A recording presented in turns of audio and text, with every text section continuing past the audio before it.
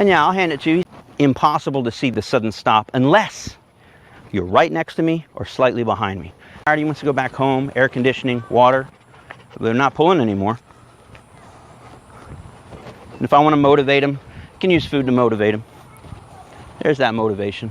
So when should you U-turn, corrective U-turn your dog? When they're out front like that. Again, I can't stress to you enough.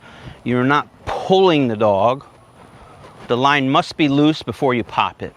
If the line is already tight, then you miss your opportunity to do it in a timely manner, or you actually have to sneak forward a little bit, put a little bit of slack in the line, and take that slack away.